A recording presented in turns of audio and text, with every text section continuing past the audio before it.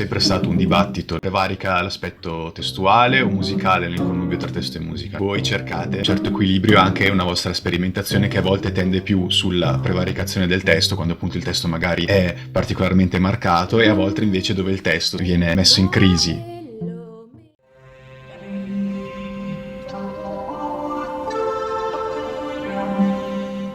Volevo sfruttare una forma che fosse classica, come una sorta di lettera lirica, diciamo così, al mondo. È qualcosa che in generale mi interessa moltissimo e occupa la mia testa in maniera costante, questo rimbalzo ossessivo fra l'antichità e la contemporaneità. Con altri Sì, è compositori. vero. Ah, questo mi mancava, con altri compositori, Leonardo? Sì, ogni tanto l'ho tradito, ho lavorato.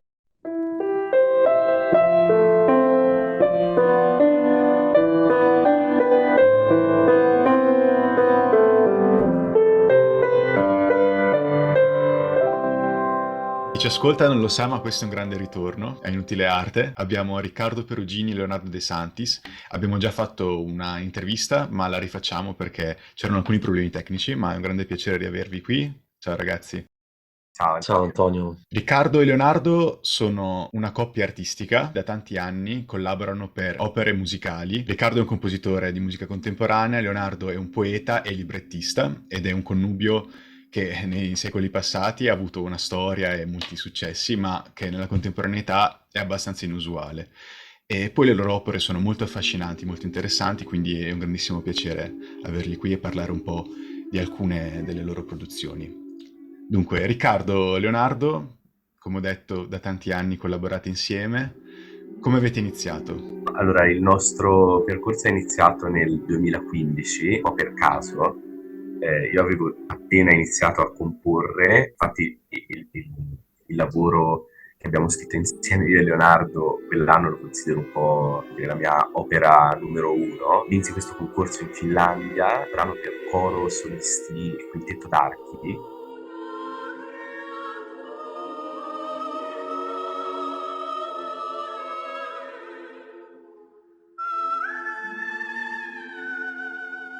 Tutto un organico estremamente simile a quello dell'opera lirica che abbiamo appena finito di scrivere. E quindi niente, questo primo lavoro è nato un po' a quattro mani, nel senso che io ovviamente ero alle prime armi compositivamente, Leonardo non aveva mai scritto un testo per musica, uno scambio, non dico alla pari, però dove attraverso il dialogo, insomma, cercammo di capire quelle che erano le necessità proprio di questo lavoro. Quindi sì, io e Leonardo siamo legati artisticamente ormai da tantissimo tempo, perché sono più di 8 anni che collaboriamo insieme su veramente ormai tanti progetti e siamo anche una coppia, quindi questo porta insomma con sé tante cose anche dal punto di vista del confronto, no, personale, che è estremamente trasparente, ecco, senza particolari filtri, con tutti i pro e i contro di questa cosa qua. Sì, siamo molto sinceri, riusciamo a essere molto sinceri, a prenderci anche, ecco, ovviamente c'è una confidenza che non è soltanto professionale, e questo aiuta molto il lavoro e ci consente di arrivare, secondo me, a un livello di trasparenza, come diceva Riccardo, di sincerità che poi ovviamente è anche maturato col tempo e questo è molto bello, sì. E a livello proprio di ricerca artistica, la sinergia è creata, no? Riccardo, tu sai cosa aspettarti da Leonardo e Leonardo sa cosa aspettarsi da Riccardo? Oppure ci sono ancora dei dissidi? Cioè, qual è stato il momento o i momenti in cui avete capito meglio cosa potevate aspettarvi dall'altro? Voglio anche dire, avete degli stili molto particolari che però combaciano molto, lo vedremo. Siete cresciuti insieme, vi siete adattati, avete capito le necessità ciascuno dell'altro? Come si è sviluppata questa relazione? Io penso che sia stata una cosa costruita, non dico da zero, ma quasi. Sicuramente di base c'è sempre stata una grande affinità, però appunto, visto il punto di partenza, cioè non abbiamo iniziato a lavorare insieme in una fase già consolidata, ecco, del nostro percorso artistico. Era un momento in cui anche l'estetica di entrambi era piuttosto embrionale. Siamo cresciuti molto insieme proprio dal punto di vista estetico e è interessante, ne parlavamo nei giorni scorsi e è una cosa sulla quale ancora non abbiamo una chiarezza totale, cioè siamo sicuri che questa cosa ci sia, però è molto difficile indagare poi effettivamente che cosa comporti. Ci stavamo chiedendo che tipo di influenza avessero avuto i nostri lavori su quei lavori autonomi, quindi lavori esclusivamente musicali o esclusivamente testuali. Non lo so, ecco, questa è una domanda ancora aperta. Sì, sì, scusate, ne parlavamo di recente, infatti, perché alla fine si è trattato anche di un rapporto un po' osmotico, nel senso anche inconscio quasi, no? Cioè ci è accaduto in una maniera abbastanza naturale, forse anche per via del fatto che siamo una coppia, appunto, no? Sicuramente. E di molte sovrapposizioni o di molte, come posso dire, di comprensione vicendevole ci siamo resi conto in una maniera veramente spontanea, senza, ecco,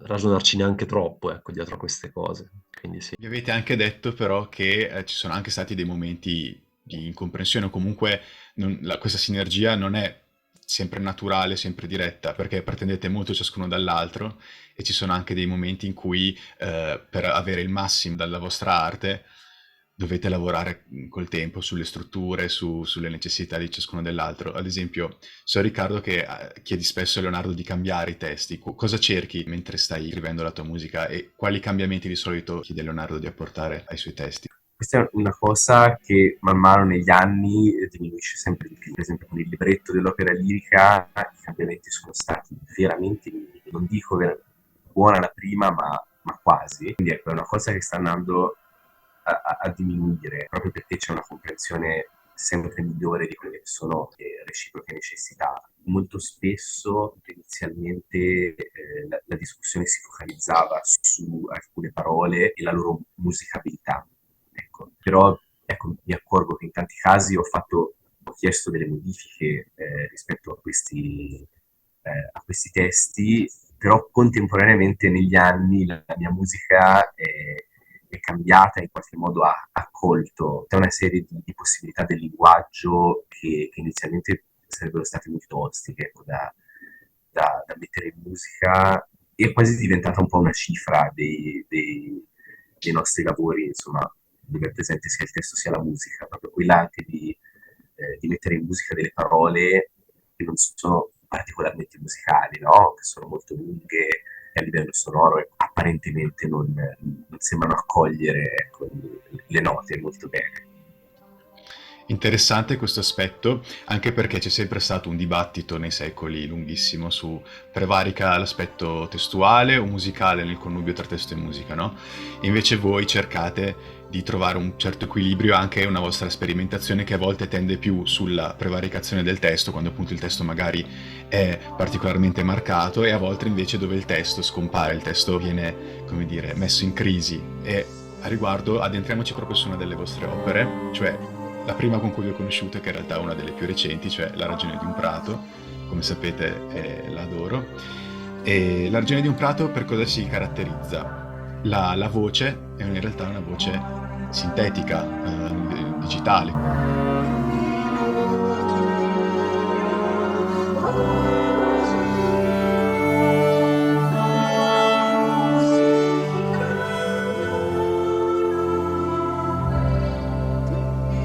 Questo cosa vuol dire? Che il testo, che è uno dei testi più lirici che ho letto di Leonardo, nonostante abbia degli elementi con delle immagini anche abbastanza grottesche, questa è una cifra stilistica di Leonardo, accostare immagini diverse tra di loro e apparentemente non in linea con il messaggio, ma poi crea una grossa espressività e rinforza il messaggio ancora di più. Quindi questo testo, che è abbastanza lirico, e adesso lo leggerò, viene poi però trasfigurato nella voce digitale, che la rende quasi disumana, e che rende il testo disumano e mina anche l'intelligibilità, la comprensibilità del testo e lo sfalda quasi. Quindi c'è questo doppio piano di lettura, adesso lo approfondiremo. Leggo il testo di La ragione di un prato. Eri tutto per me, eri il motivo per cui esistevo, eri l'immagine della mia vita e guardarla mi nutriva. Oggi la buona musica di un documentario dichiarava umani i pesci chirurgo, le api del legno, il nostro giardino. E i miei occhi hanno visto che non c'eri. Avevo cercato di fermarti, di convincerti che eri logico e utile, che ti amavo perché eri importante, come se non fossi fuori dalle mie parole. Adesso lo so, io non posso conoscerti. Ho parlato da solo finora, come se tu fossi qui ad ascoltarmi e la mia vita fosse la ragione di un prato. Ma io non sono mai stato l'erba mancante, ho solo accettato il profumo del taglio. Ora che darti del tu fallisce, la mia importanza si vergogna. Sono debole, inadeguato, e piangere il tuo viso sarebbe mentire. Ma io volevo bene a certe tue pareidolie. Peccato avere perso questo tempo in un rapporto utile con te, anche se tu non sei tu. L'erba non è serena quando si nutre. Vorrei averti amato inutilmente.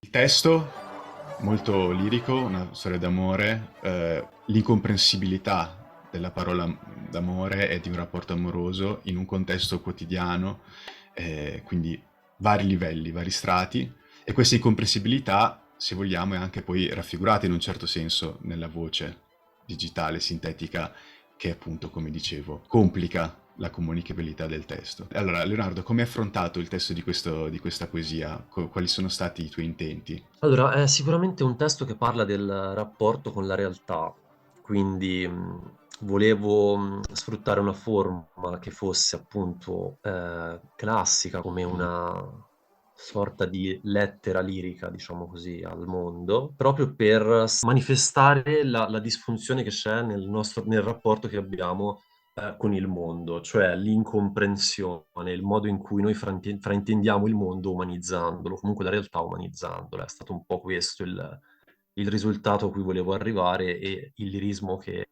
giustamente tu noti era forse lo strumento migliore che potessi trovare in quel momento, quindi l'ho scelto, l'ho usato. Mi interessava proprio arrivare a parlare di questo fraintendimento che c'è sia nella storia d'amore o comunque nelle relazioni tramite il sentimento, sia nel rapporto di utilità che stabiliamo nei confronti con il mondo, ecco, insomma, con tutto ciò che ci circonda alla fine, molto umanamente. Mi piace anche il fatto che da un lato tu dici io ho umanizzato il mondo perché ho un rapporto d'amore con il mondo, Mm. e poi lo possiamo anche interpretare come il fatto che noi cerchiamo nell'altro, nell'amato, nell'amata, un mondo all'opposto, no? Quindi e poi l'utilità che però c'è anche in questa ricerca e in questo rapporto che vogliamo. Ci sono molti piani, molti piani. E per quanto riguarda l'aspetto invece vocale, musicale, Riccardo, come poi hai interagito con questo testo e come hai sperimentato con la voce sintetica? È partito un po' dal mio studio delle consort songs di William Beer, quindi musica antica.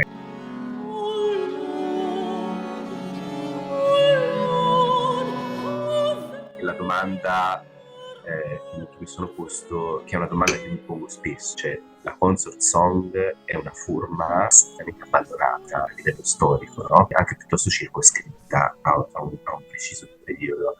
E mi sono chiesto che cosa sarebbe successo, no? Se si fosse continuato a scrivere consort songs, come si sarebbe evoluta questa forma, l'elemento vocale, parte strumentale. E la risposta che mi sono dato è un po' il pezzo stesso, no?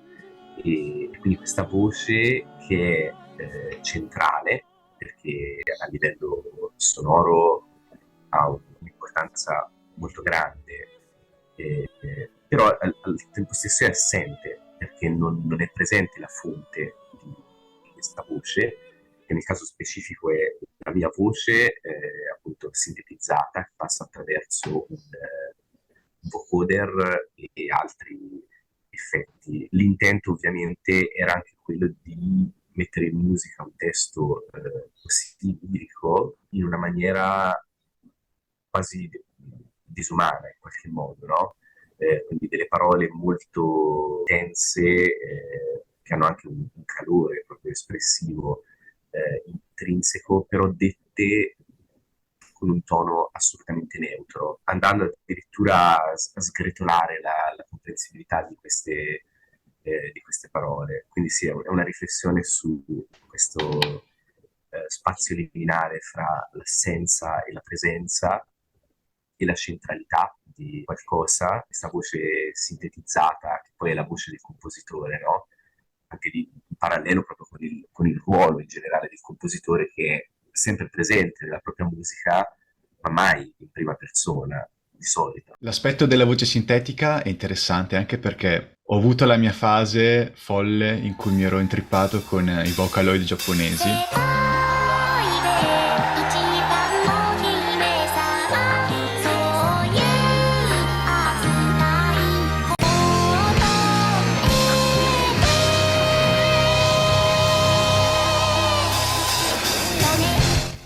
Che anche lì usano in modo diverso da te, perché tu hai, diciamo, distorto un pochino la tua voce attraverso la sintetizzazione, invece lì proprio la voce viene, le sillabe e il pitch viene messo su un software che poi elabora artificialmente la voce da zero, però l'effetto finale è simile. E in quel caso però, come anche ad esempio nel caso invece di il compositore islandese Jonsson, in una composizione che si chiama Odietamo,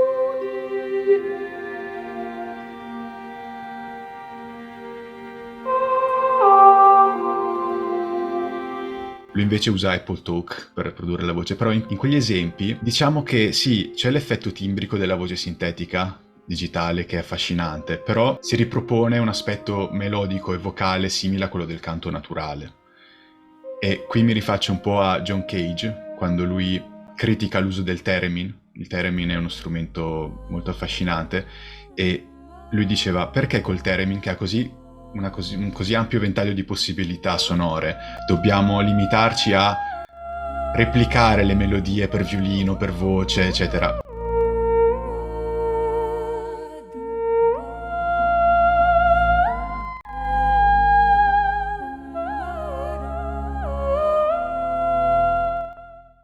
Esploriamo le possibilità anche poco confortevoli, usciamo dalla comfort zone dei suoni, andiamo a esplorare con questi strumenti, con queste nuove potenzialità sonore. Quando ho letto questa frase di Cage mi sono venuti in mente le Zeppelin, che nei loro live usavano il theremin in modo molto più sperimentale.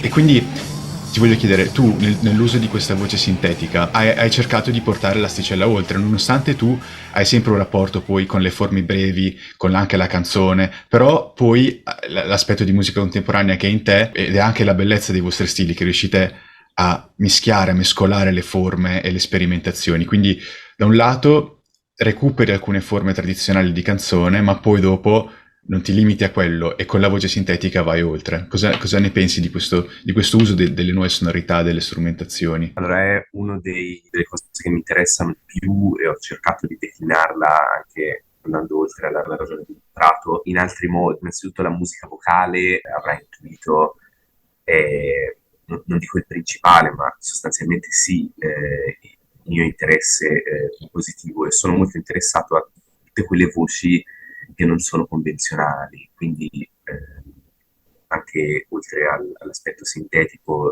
le voci folk in qualche modo, anche la voce pop. Una cosa che mi viene in mente nell'utilizzo estremo dell'elemento elettronico applicato alla voce, che mi ha soddisfatto molto, è quello che ho messo in atto nella versione orchestrale di Ciò che rimane.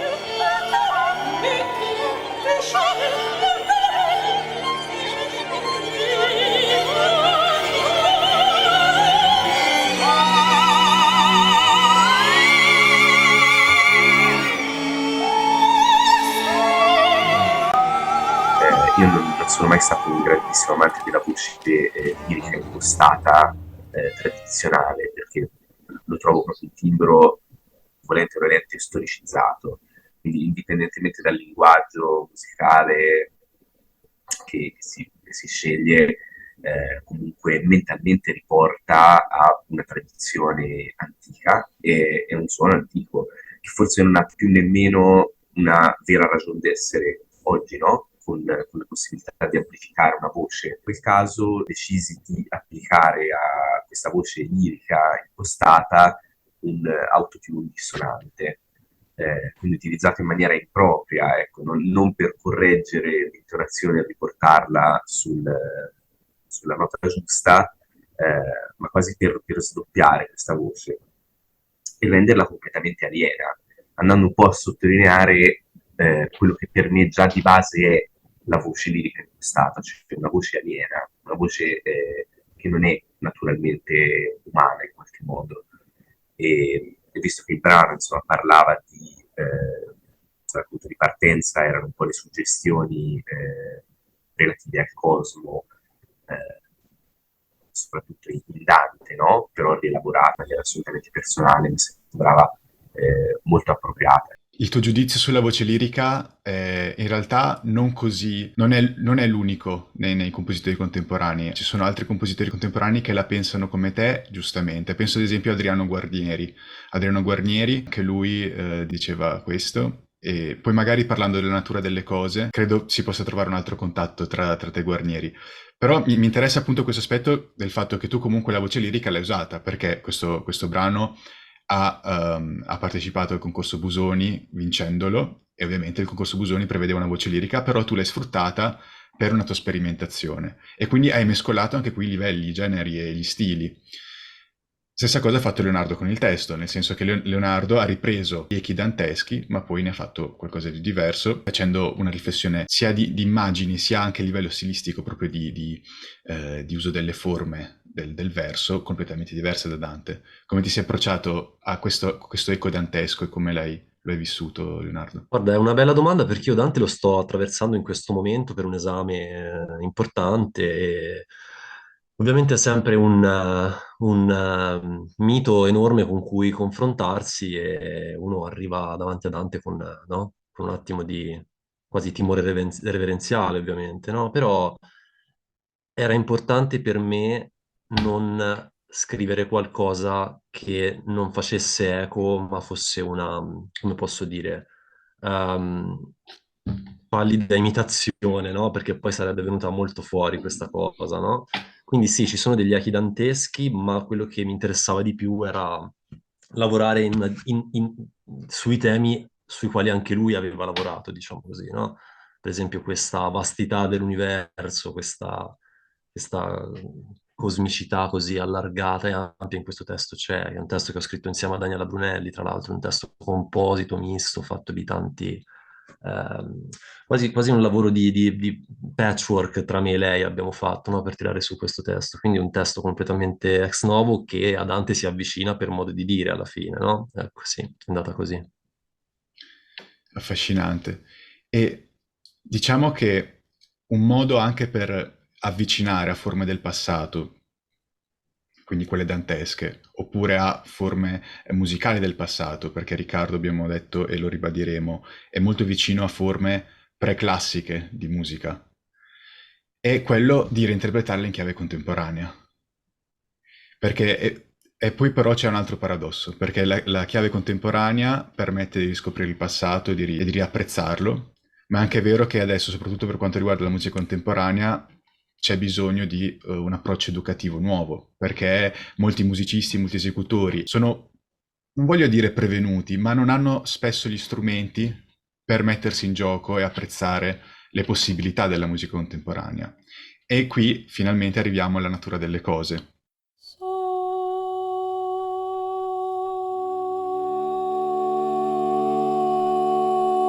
perché la felice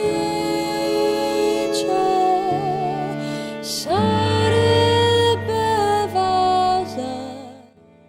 La natura delle cose, di cui avevo accennato poco fa, perché a livello di strutture e di forma vuole superare questo limite nei confronti degli esecutori. Assolutamente. È un brano molto particolare, è nato proprio dall'esigenza di scrivere qualcosa per dei musicisti molto giovani che non avevano mai suonato musica contemporanea e che addirittura era la primissima volta che suonavano insieme in ensemble. Quindi delle grosse limitazioni che io spero, insomma, in qualche modo di aver reinterpretato come una possibilità. La natura delle cose, almeno per me, ha rappresentato proprio uno spartiacque fra quella che è stata la mia scrittura prima di quel lavoro lì e tutto ciò che è venuto dopo. Com'è che mi sono approcciato? Ho scelto di utilizzare quelli che sono i gesti minimi di ogni strumento, quindi gli strumenti ad arco suonano esclusivamente le corde vuote, i legni soffiano nel loro strumento senza premere nessuna chiave, gli ottoni soltanto armonici in prima posizione, e questo che cosa genera in qualche modo? Innanzitutto un range limitatissimo di note, dove alcuni strumenti come il clarinetto possono eseguire una singola nota. Lo strumento che poteva eseguirne di più era la chitarra, semplicemente perché ha 6 corde. E quindi poi la scrittura del brano è semplicemente un atto combinatorio, no? Di queste possibilità estremamente limitate, che esclude in maniera pressoché totale la possibilità di una gestualità che rende lo strumento riconoscibile, perché tutti gli strumenti si esprimono attraverso note pure, non esistono figurazioni in qualche modo. E il mio desiderio era, attraverso questo esperimento, innanzitutto scrivere qualcosa che potesse mettere a proprio agio questi esecutori così giovani e dare la possibilità di concentrarsi fin da subito sulla questione interpretativa, bypassando completamente la questione tecnica o di coordinazione, ma al tempo stesso quello di creare una specie di non lo so, punto zero della mia scrittura e della mia estetica, che fosse estremamente trasparente, estremamente pulito. E è qualcosa che mi ha influenzato molto. È un po' il lavoro madre, ecco, anche rispetto all'opera lirica che abbiamo appena finito di scrivere. Ed è interessante perché, come dicevi tu, gli esecutori hanno un ventaglio limitato, quindi sono portati ad approcciarsi alla musica contemporanea in modo semplificato e però più vivo, più sentito e più espressivo. Questo è concesso anche perché il ruolo chiave poi è quello della voce solista, a livello invece più... a livello più... non voglio dire virtuosistico perché non è un vero virtuosismo, però a livello di centralità. E anche in questo caso la voce della solista però mescola e riassume impostazioni diverse, perché si spazia dalla voce più puramente pop verso anche un'impostazione più lirica. E in questo vedo una vicinanza, soprattutto in questo brano, a Mattia Bazar.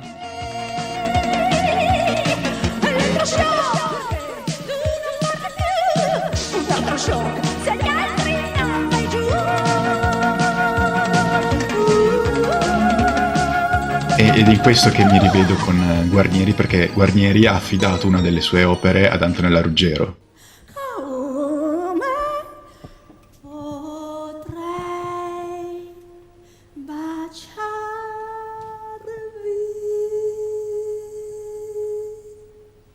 Perché cercava proprio questo stile di voce. Poi anche un'altra cosa interessante che la riscontro un po' in tutte le vostre opere, cioè il vostro rapporto tra testo e voce in alcuni casi mi sembra vicino a quello tra Lucio Battisti e Panella, quando Battisti si è messo a sperimentare di più a livello sonoro e a livello anche melodico. Ad esempio in Cosa succederà alla ragazza c'è un'intera melodia che non è una melodia di fatto, perché è su una mononota, su un'unica nota.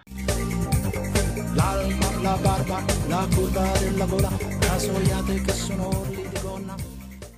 Ed è un aspetto di questo ribattuto della voce che c'è anche in La natura delle cose, in una sezione.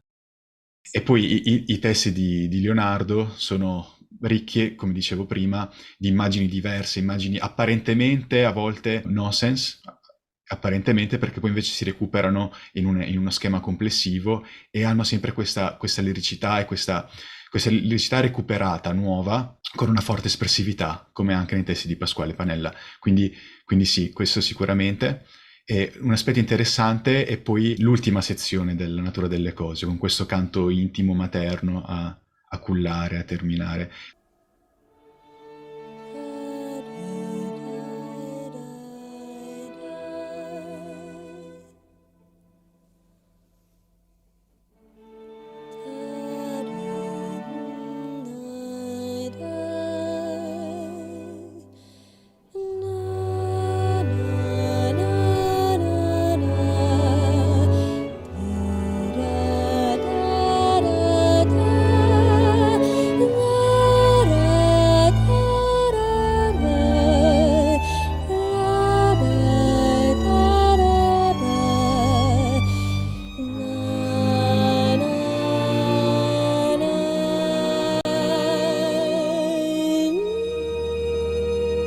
Si recuperano veramente impostazioni vocali diverse. Siete molto variegati, molto ricchi di stimoli e di sonorità e di testi complessi, che però, nonostante questa varietà, poi hanno un'unicità, un'organicità, cioè si riconosce che la mano è la vostra. E questo, secondo me, è ciò che il contemporaneo ha bisogno. Il contemporaneo ha bisogno di flessibilità, di stili, di ricerca, di adattarsi ai contesti, però ha bisogno anche di autorialità, altrimenti con le intelligenze artificiali, lo so, adesso è un po' un cliché parlare di questo, ma anche banalmente con l'omogenizzarsi di tutto, c'è bisogno anche di una mano propria, di uno stile personale. Si direi quasi artigianale da un certo punto di vista.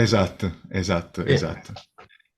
E quando si parla di artigianalità e di autorialità, è il caso anche di parlare di influenze, perché sicuramente per sviluppare una voce personale è necessario passare da fasi e da studi e da confronti. Io ho citato Pasquale Panella, ma ovviamente Pasquale Panella a livello di poesia immagino non sia stato uno, Leonardo, dei passaggi principali.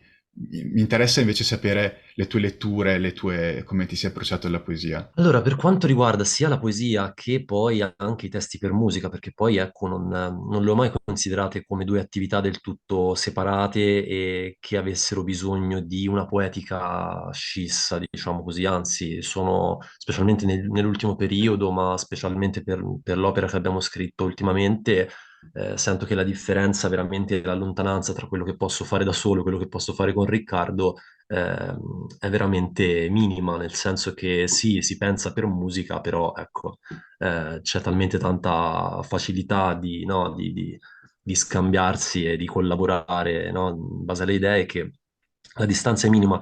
Comunque no, Pasquale Panella non è uno dei miei riferimenti principali, anche se ho ascoltato qualcuno dei suoi lavori. E per quanto riguarda la poesia, io sono partito da Mario Benedetti, ti dico la verità, cioè veramente una decina di anni fa io l'ho scoperto e da lì ho iniziato un po' a allargare i miei orizzonti, conoscendo poi la poesia contemporanea in generale, magari dei poeti, ecco, canonizzati di cui i nomi si conoscono di più. Parlo di Antonella Nedda, parlo di Franco Buffoni, parlo di Stefano Dal Bianco e altri che bene o male hanno un po' nutrito tanta mia, ecco, anche i primi passi nella scrittura in generale. E poi anche tanti miei coetanei, più o meno coetanei, contemporanei, quindi sì, sì, più o meno mi sono mosso in questo modo. Invece Riccardo, per quanto riguarda te, Goebbels, che è un importantissimo compositore contemporaneo, ti ha descritto come dall'approccio non accademico, vero? Ma in senso positivo, ovviamente. Tu Assolutamente. invece come ti sei approcciato con i tuoi studi, con le tue ricerche, ad autori del passato? Allora, è una cosa sulla quale rifletto tantissimo e cerco sempre di identificare un po' quelli che sono i miei punti di partenza. Ultimamente sono arrivato a questa conclusione, che è assolutamente parziale, ovviamente, però ecco, quelli che percepisco come principali e più forti sono sicuramente da un lato la musica antica, quindi rinascimentale, medievale, primo barocco, e dall'altro altre musiche, per esempio la musica dei videogiochi, in particolare quella della serie, no? The Legend of Zelda, sono state un'influenza spaventosa su quello che scrivo. E ultimamente insieme a Leonardo stiamo giocando non so, la seconda, terza volta a Twilight Princess, e io tantissime volte mi distraggo completamente dal gioco e comincio a ascoltare queste musiche e mi accorgo che i frammenti, i passaggi armonici si sono proprio impiantati poi nel substrato del mio ragionamento compositivo, e poi ecco, fioriscono in tanti modi diversi, no? Quindi ecco, la musica dei videogiochi, anche la musica disco anni 70 è una cosa che è un po' una mia ossessione. Nel panorama contemporaneo ci sono tanti autori come Goebbels, George Crumb, che mi hanno influenzato, Rautavaara, che è stato il mio primo amore nel campo della musica contemporanea, e Christopher Cerrone, che è un compositore relativamente giovane, americano, trovo veramente incredibile. Quindi sì, ecco, è un po' un essere bombardati poi da tutte le direzioni, di questi stimoli che io cerco di recepire in maniera molto consapevole, il possibile per quanto sia possibile, e di restituire in un modo che sia, ecco, spero, personale. Un aspetto interessante, ne parlavamo, l'hai detto anche oggi dicendo che non ti piace l'impostazione lirica e di fatto nei tuoi riferimenti hai saltato completamente tutta la parte romantica e tutta la parte classica. Che poi è il mio punto di partenza invece come musicista, perché io nasco come pianista e ho abbandonato il pianoforte ormai da tanti anni, e il mio repertorio di riferimento era quello lì, cioè quello del Settecento e dell'Ottocento, che mi influenza moltissimo. Cioè io credo che in tanta mia musica ci sia un refuso romantico, però è qualcosa che, non lo so, è radicato in una parte del mio DNA positivamente, ma che non in questa fase non sto cercando di sviluppare, neanche di sradicare. Ecco, è qualcosa che c'è e rimane un po' lì. Ecco. È interessante però che una delle vostre ultime opere, che verrà rappresentata a Modena, sia un'opera lirica. Sì, è vero, l'opera lirica ha antecedenti barocchi sicuramente, però ha avuto, soprattutto in Italia, poi il suo massimo splendore in ambito romantico. La vostra è un'opera lirica, adesso ne parleremo, che per quanto riguarda l'organico si rifà un po' all'ensemble, quindi sicuramente di impostazione, se vogliamo, effettivamente un poco più barocca, però poi il tema è molto politico e molto parla di contemporaneità, quindi sì, anche qui mescolate periodi, mescolate stili, mescolate parametri. Quindi parliamo un po' della vostra ultima opera, Il Pellegrino del Nulla. Allora, quest'opera è stata una commissione della Gioventù Musicale Italiana insieme al coro giovanile dell'Emilia-Romagna e all'ensemble Forma Libera, e nasce un po' dalla celebrazione del centenario dell'omicidio Matteotti. Quando mi è stato commissionato questo lavoro, io ho subito messo in chiaro che non avrei scritto un'opera storica. A quel punto è molto meglio un documentario, un saggio, che sono molto più comunicativi e puntuali da quel punto di vista. La commissione, insomma, era assolutamente d'accordo con me, fortunatamente, e quello che abbiamo deciso di fare è stato un po' astrarre questa vicenda, riducendola al suo concetto fondamentale, per arrivare all'essenza, ovvero l'omicidio politico, o ancora meglio il tentativo di uccidere un'idea attraverso la morte di una persona. Ora non parlerò tantissimo del testo, comunque di questi aspetti qua, che sicuramente Leonardo saprà spiegarci molto meglio di me. Quello che ci tengo a dire è che, soprattutto riguardandola ultimamente, quest'opera lirica, mi sono accorto di quanto sia al tempo stesso una sintesi di quello che è stato la mia scrittura negli ultimi 10 anni, e al tempo stesso una cosa completamente nuova. Tutti gli elementi, anche molto semplicemente l'elemento del ribattuto che prima hai nominato, rispetto alla natura delle cose, tutti gli elementi della mia scrittura che magari possono essere anche, non so, solo accennati in un brano, in quest'opera vengono un po' esplorati, spero fino alle estreme conseguenze. Questo ribattuto nell'opera, per esempio, occupa 7 minuti di, insomma, di tempo all'interno dell'opera, una sezione veramente difficilissima per la cantante. Appunto, nella natura delle cose erano forse, non so, 2 secondi e mezzo, no? In qualche modo.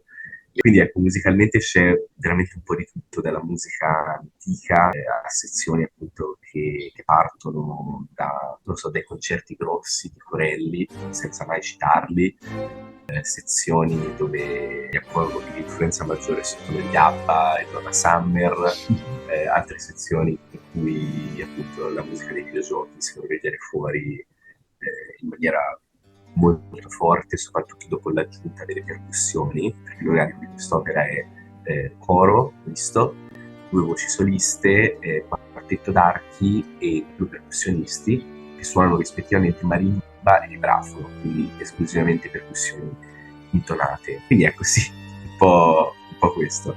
Invece per quanto riguarda il testo, Leonardo, perché come dicevamo c'è anche contemporaneità nel recupero del passato, che è una cosa classica della vostra opera, l'abbiamo capito. Però per fare questo bisogna un po' astrarre, no? Quindi la storia di Matteotti è astratta per quanto riguarda poi la libertà e l'omicidio per la libertà, che diciamo lo viviamo quotidianamente. Quindi come ti sei approcciato un po' a questo libretto? Perché ovviamente i testi su cui ti sei applicato fino ad ora erano più brevi, erano più limitati, perché anche i brani erano più limitati. Invece un libretto, un'opera completa, immagino abbia avuto un approccio diverso. Sì, la gestazione è stata completamente diversa per quest'opera, nel senso che siamo partiti dal concept che abbiamo ragionato insieme, no? E quindi ci siamo basati, sintetizzando molto e astraendo molto, come dicevi tu, senza fare, come diceva Riccardo, una comunicazione che sarebbe risultata fredda o comunque fuori dalla poetica che alla fine ci interessa e ci contraddistingue. Abbiamo ragionato su questo singolo discorso, che poi ovviamente si è riverberato, ma siamo partiti da lì, dell'immortalità dell'idea, specialmente legandola al nostro coro che avevamo a disposizione, e senza spoilerare poi più di tanto quello che sarà, diciamo, il contenuto dell'opera e il suo contenuto proprio narrativo, la narrazione. La cosa che è stata veramente bella scoprire insieme a Riccardo, lavorando a libretto finito, intendo, dopo aver ascoltato anche via via la musica che lui stava componendo, era il fatto che lui riuscisse, forse in virtù di quella capacità ormai quasi innata, perché lavorando per 10 anni insieme, forse è questo che si crea via via automaticamente, venivano fuori da parte sua, cioè c'era la possibilità di ascoltare esattamente i valori narrativi che io avevo messo nel testo, evocati dalla musica che lui scriveva. Quindi un potenziamento narrativo e spero anche dal punto di vista testuale un potenziamento musicale da parte mia, che andava di pari passo. E come diceva Riccardo, le influenze si sprecano, nel senso che anche per me era importantissimo, per esempio, legare, benché diciamo così, l'estetica di questa opera sia e rimanga molto neutra e quindi possa adattarsi a esecuzioni future che non obblighino a un'estetica anche, ecco, scenografica precisa. Questa è stata una scelta che abbiamo deciso fin da subito. Ci sono delle influenze, almeno per quanto riguarda il testo, anche fantasy, direi, o comunque legate all'ambito della fiaba, per esempio. Ci sono un sacco di compresenze che vengono sia dalla poesia che dalla narrativa più o meno recente, ma anche dal poema cavalleresco, ecco, per esempio, che mi influenza molto. Quindi, per quanto riguarda il testo, sicuramente è stato diverso lavorare su una narrazione di più ampio respiro, anche se non si trattava di un romanzo, e decidere via via insieme a Riccardo quale fosse anche bene o male la densità e la lunghezza di questi momenti, anche se, come diceva all'inizio, abbiamo lavorato molto velocemente su questa opera. Fortunatamente non è la prima volta che ti approcci a un libretto d'opera, no? Sì, Questa è esatto. la quarto, quinto libretto d'opera che Sì, sì, Leonardo scrive, insomma, quindi un po' di esperienza se l'è fatta con altri sì, è compositori. vero. Ah, questo mi mancava, con altri compositori, Leonardo? Sì, ogni tanto l'ho tradito e ho lavorato per esempio con Andrea Serratana, che è un altro compositore contemporaneo che stimo molto, anche un amico, e abbiamo lavorato anche su progetti più brevi, ma comunque sempre di ordine più narrativo che strettamente, no? Quindi sì, opera anche con lui, magari opere più brevi, però sempre legate da questo punto di vista a un testo più articolato. Un Quindi sì, è vero radiodramma lì. anche. Sì, il radiodramma, è vero, ora bene sì, sì, ricordarlo, è vero. Un po' di Un'antica. ossa me le sono fatte, ecco, sul campo, questo sì. Sono molto contento di questa opera, Il Pellegrino del Nulla, che andrò a Modena ad ascoltare molto volentieri, perché da un lato porta alle estreme conseguenze, come diceva Riccardo, tutte le sperimentazioni sonore, dall'altro mette alla prova Leonardo in un'opera più narrativa, più dialogica, e quindi sono curioso di sentire il risultato. Ricordiamo quando sarà rappresentata. Prima assoluta ad aprile, il 28 Ok. aprile, al Cineteatro Arena di Modena. Vorrei concludere con un riferimento quindi alla musica antica, tra virgolette. Con antica di solito ci riferiamo di solito alla musica pre-barocca o ai primi esempi del barocco. Tu hai citato Corelli. Quando hai parlato di colonne sonore per videogiochi e ti fai riferimento anche, immagino, a musica 8-bit per Game Boy e cose di questo genere, Sì, assolutamente. la sonorità di quelle musiche ovviamente i compositori di quelle musiche si sono rifatti tantissimo alla musica occidentale, barocca, anche classica, ma poi quelle sonorità mi hanno sempre richiamato soprattutto alla musica per cembalo, per clavicembalo, e questo approccio di dissonanze, di suoni molto, molto diretti, nitidi, che è tipica di alcuni esperimenti barocchi, penso a Scarlatti, Domenico Scarlatti, si concilia sicuramente. Dopodiché un aspetto interessante soprattutto in Trobadoriz è, che è un'altra opera, anche in Trobadoriz hai sperimentato con la musica antica, soprattutto di origine occitana, tutta la tradizione dei trovatori, eccetera.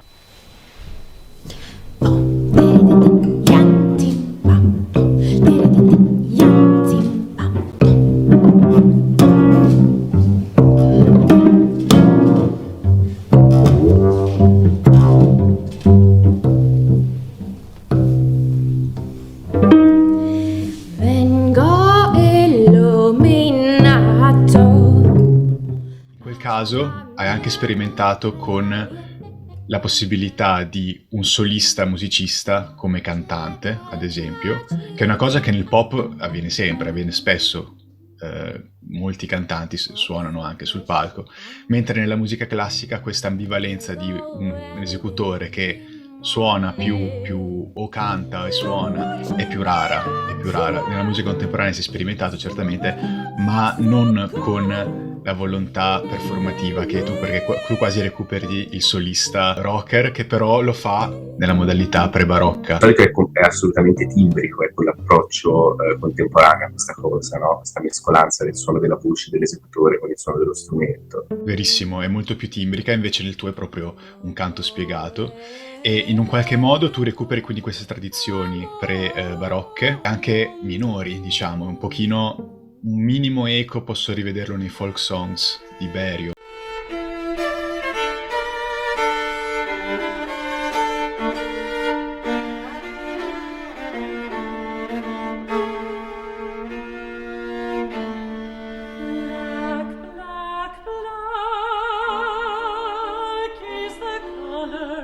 Ma in realtà poi l'effetto è completamente diverso.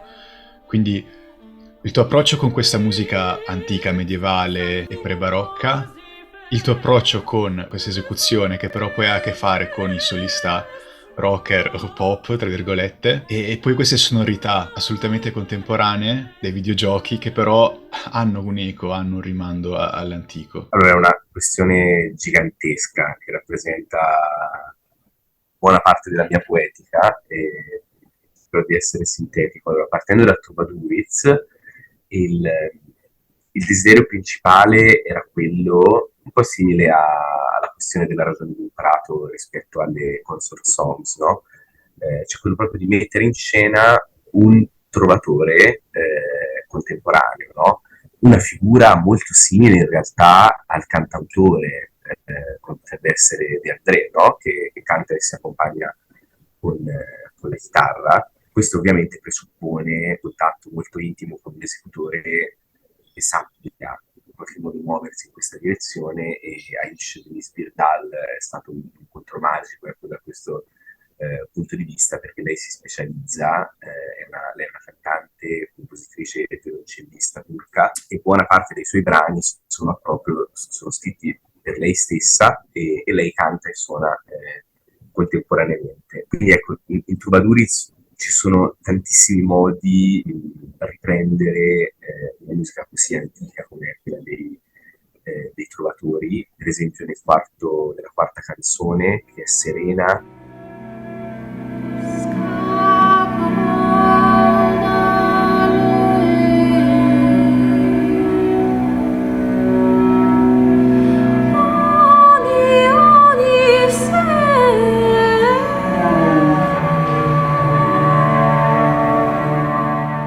ho cercato di ricreare il suono della chironda attraverso una tecnica molto particolare del violoncello, che permette di suonare 4 corde contemporaneamente, dove 2 si muovono e le altre 2 rimangono come bordoni. Dal punto di vista letterario invece, magari ce ne parlerà meglio Leonardo, c'è riprendere le forme poetiche occitane. Più in generale invece nella mia produzione credo di aver esplorato anche altre modalità di connessione con la musica antica, per esempio il recupero di strumenti musicali che sono storicamente un po' rimasti relegati, non hanno un vero e proprio utilizzo, no? nella contemporaneità, se non quello dell'esecuzione filologica, come abbiamo pubblicato insieme a Ryszard Wieniecki, che è questo organista polacco, quello che probabilmente è il primo CD di sola musica contemporanea per organo portatile medievale. Ho lavorato anche con fortepiani mesi, e quindi è così tanti modi di collegarsi alla musica antica, o travisandone i significati, o in altri casi come in Astigma, che è un brano per 2 viole.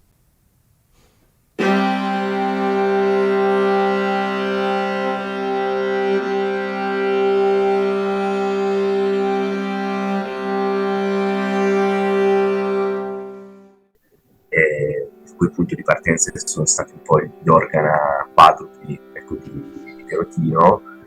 In quel caso lì invece il desiderio era quello di comprendere i principi costruttivi, proprio compositivi di una musica molto antica, e applicarli invece a un linguaggio, a un materiale assolutamente contemporaneo e personale.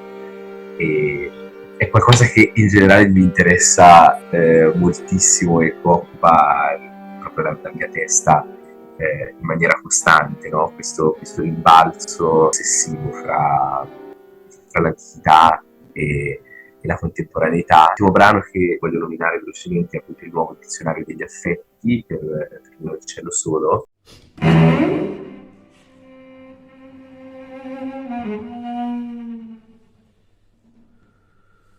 Dove appunto sia dal punto di vista letterario sia dal punto di vista musicale mi sono concentrato su questa tanto studiata teoria degli affetti, chiedendomi un po' se può esistere qualcosa di simile oggi, in qualche modo, e quello che ho cercato di fare è stato prendere dei frammenti di madrigali, quindi sia dal punto di vista testuale sia dal punto di vista musicale, antichi, e cercare un po' il corrispettivo moderno, no? Questi affetti espressi in questi frammenti di madrigale. Ne nomino uno solo perché faccio fatica a ricordare tutti i titoli che sono un po' complessi. Però il terzo movimento è Ai che pur non risponde, che viene tradotto per un linguaggio quasi slang contemporaneo in Why are you ghosting me? Quindi questa idea della risposta mancata o in qualche modo evitata, che diventa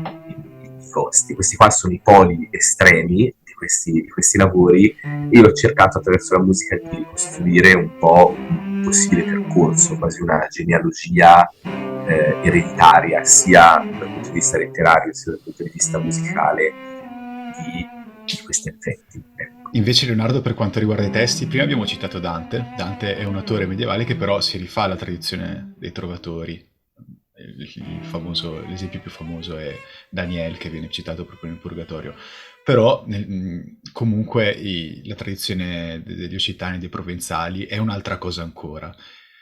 Tu come ti sei approcciato un pochino a questi testi, quindi a queste composizioni? Allora, per quanto riguarda l'opera di cui Riccardo parlava prima, Trobaduriz, l'esigenza era anche quella di avvicinarsi a questa sua preoccupazione di collegare l'antichità e la contemporaneità in una maniera non imitativa, banalmente imitativa. Era una questione di estetica, perché infatti quando ho scritto il testo di una delle parti di quest'opera, che si chiama Di Adeira al Limone, ho scelto di raccontare una storia, e da questo punto di vista il mio immediato riferimento era, per esempio, come parlava Riccardo dei cantautori, mi veniva in mente De André, per esempio, no? Cioè c'era questa sedersi, suonare e nel frattempo cantare una storia e rendere partecipe chi ascolta, ecco. Quindi questo era, diciamo, la cosa che in qualche modo collegava di più l'antichità e quindi anche i trovatori alla contemporaneità comunque recente, anche se magari oggi già, ecco, rispetto a 20 o 30 anni fa, già anche da questo punto di vista le cose sono molto cambiate.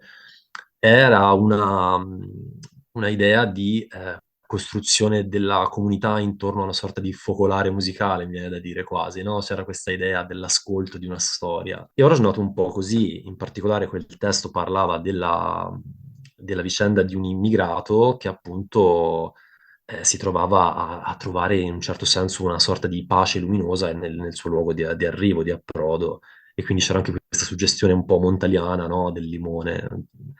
Era un Perché testo che si strutturava così. la Via Deira originariamente come forma poetica occitana era proprio il lamento del viaggiatore, no? Oh, ecco, Quindi una importante. forma, è come riprendere, no, la forma e il concetto scheletrico, no, di quella forma poetica, e però riempirlo con un significato e una narrazione invece legata alla contemporaneità. Sì, sì, sì, giusto. Molto affascinante come appunto si riesca a conciliare in una maniera vitale, perché qual è il problema del citazionismo e di rifarsi a autori e stili del passato spesso, è che poi diventa una cosa superficiale, asettica, cioè puro citazionismo. Ne parlavo con Gualtiero Cannarsi in un'intervista precedente. Tarantino, per quanto in realtà poi Tarantino vada anche oltre, però il rischio qual è? Sempre di rimanere sul compiacimento della citazione e del rifacimento.